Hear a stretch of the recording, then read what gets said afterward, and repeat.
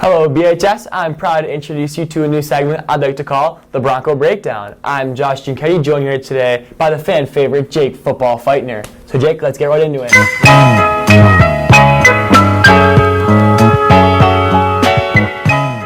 Yeah, I'm excited because this is the first week of Barrington football. It sure is. To kick off the season, we got our first game and away matchup against the Warren Blue Devils. And Jake, before I get into any more, I want to make sure I clarify that I think this is going to be a very defensive as well as pass-oriented game. Partly because of the loss of the Blue Devils star running back Maurice Edwards, but also due in large part to the strength of Barrington's run defense, led by two absolute studs with Max Minello and Devin Van Ness. But that's not to say Warren's going to have an easy time throwing the ball. Barrington's secondary has been absolutely amazing in practice and in scrimmages. And how can we forget about that linebacker core? Cole DiDomenico, Reed Krause, those are not guys you want to mess with. I think this defense is going to be really something to watch here. Yeah, I mean, it's also going to be a defensive match because the DB room is really good for the Broncos. And when you have a rookie quarterback for Warren, who has little to no experience and that stuff, that should help the Broncos, have a competitive edge on the Warren Blue Devils. That's a good take. So first, I wanted to start my first defensive X factor for this game, that being the fan favorite defensive end, Max Minello. With his 6'3", 210 figure, he's a big man who's going to strike fear into the opposing lineman.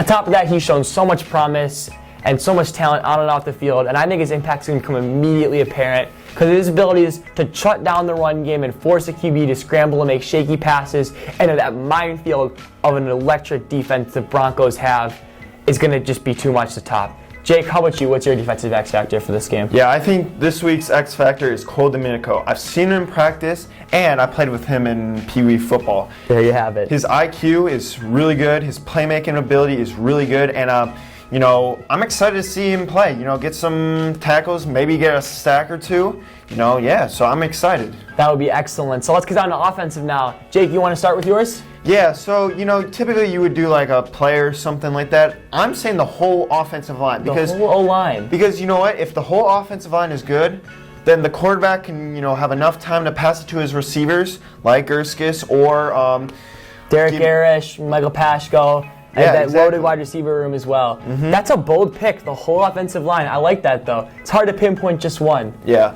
I mean, you got Charlie Berry, Ryan Ostakin, Robert Dunley, but I think he's hurt. Can't forget about Evan Fowler. Yeah. He's been elite as well.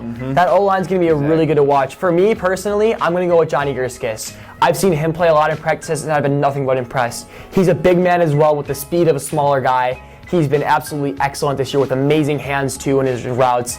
I have been nothing but impressed with Johnny Gerskis, and I think he's going to have a great game tonight. Sir.